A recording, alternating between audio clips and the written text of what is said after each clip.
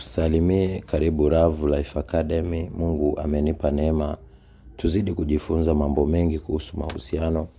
Na leo topic inasema hivi kwamba ili uweze kuona mahusiano yako yakiongozwa na Mungu na yakiwa na matokeo yake Mungu. Haya ni mambo ya msingi ya kuzingatia. Wengi tupo kwenye mahusiano ya uchumba, ya ndoa, lakini hayana matokeo mazuri, yana uharibifu, yana chuki, yana laana, yana mikosi. Hata uzao wetu unakuwa si wa baraka kwa sababu wengi hatupo katika misingi ya kimungu katika mfumo wa maisha yetu. Wengi tunaenenda kwa jinsi ya dunia, wengi tunaenenda kwa jinsi ya zinaa, wengi tunaenenda kwa jinsi ya uharibifu, wengi tunaenda kwa jinsi ya kutimiza tamaa za mili, lakini sio kutimiza mapenzi ya Kristo kwenye maisha yetu. Popote pale unaponisikiliza, hili neno ni kwa ajili yako, bila kujali una dini gani, ni Muislamu, ni Mkristo. Kumbuka Yesu yupo kwa ajili ya kukupa uzima na haangalii dini wala jinsia wala kabila.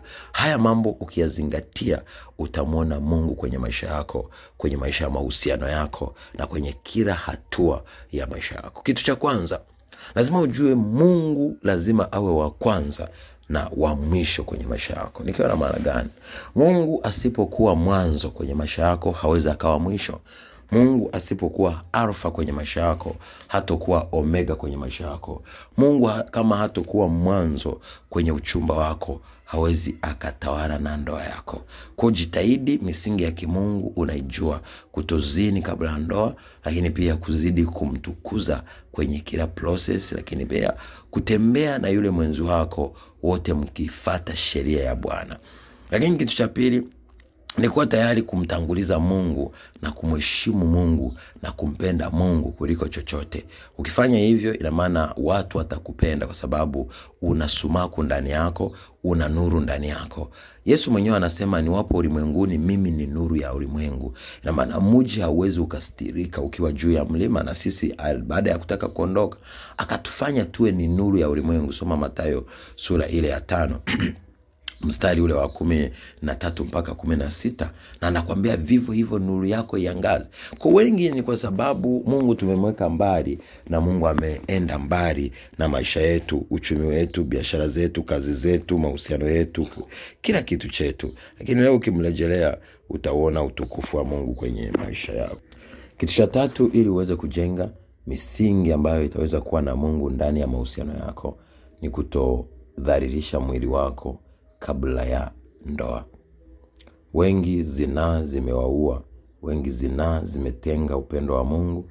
Wengi baada ya kuzini leo wamechukiwa, wamekataliwa, wamedharaulika. Kwa ukitunza mwili wako, Mungu anakuheshimisha. Ukichafua mwili wako, Mungu anakuaibisha. Lakini kitu cha 4 ni nini uzingatie ili uone utukufu wa Mungu? Ni thamani ya maisha yako lazima iwe kubwa kuliko kutafuta kuthaminiwa na mwanadamu.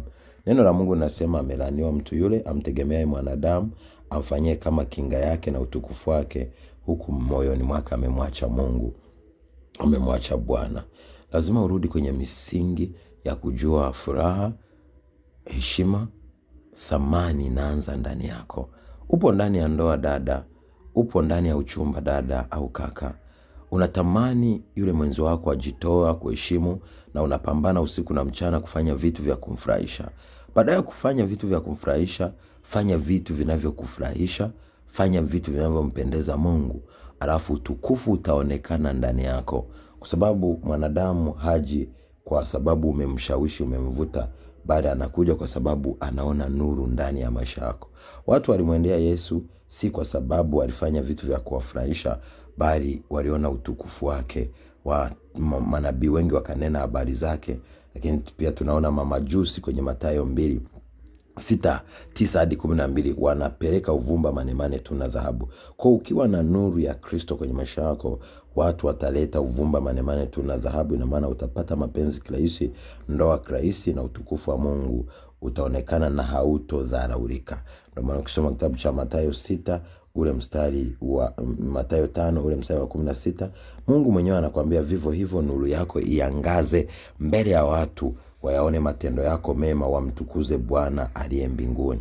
Lakini kitu cha 5, jitahidi maono yako usije ukayazika kwa sababu ya mapenzi. Wengi walikuwa kwenye masomo yao kipindi cha uchumba, baadaye ya kuendelea na masomo yao kutengeneza thamani za maisha yao, wameendekeza mapenzi. Kumbuka mapenzi hutoyala, na ukishachokwa utatelekezwa kama gunia la mkaa. Kwa hiyo usikubali kwani mwanadamu ambaye unaacha kusoma, unaacha kumtafuta Mungu, unaacha kumtumikia Mungu eti kwa sababu umekataliwa au kwa sababu mpenzi amebadilika. Mungu atakushangaa. Rudi kwenye misingi. Tena anapoondoka au mtu anapokukataa, rudi umtumikie Mungu. Huo muda ambao ungeutumia kwenye mapenzi, utumie katika kumtukuza aliye juu sana, na Mungu atakutukuza. Kumbuka hapa duniani tutapita, lakini lazima tuache historia, sio kuacha kwamba nilikuwa na wake fulani, niliumizwa kiasi fulani, si mara nilikunywa dawa kiasi fulani. Toka usingizini rafiki yangu, dada yangu. Toka usingizini kaka yangu. Acha kuendekeza mapenzi, acha kuendekeza starehe, acha kuendekeza mambo ambayo hayana msingi wa kimungu. Tafute Mungu, muamini Mungu, tegemee Mungu, tembea katika misingi ya kimungu, na kupa hakika Mungu atakutukuza na thamani ya maisha yako itakuwa ni kubwa. Mimi naitwa Apostle Johannes John. Kwa ushauri, kwa maono, kwa mambo mengi sana ambayo unahitaji Mungu afanye jambo kwenye maisha yako, Mungu amenipa neema, amenipa roho zake 7 ili kwa ajili ya kukusaidia umjue Mungu. Mimi nakupenda na nakutakia mema sana. Mungu wa baraka akupe neema na rehema.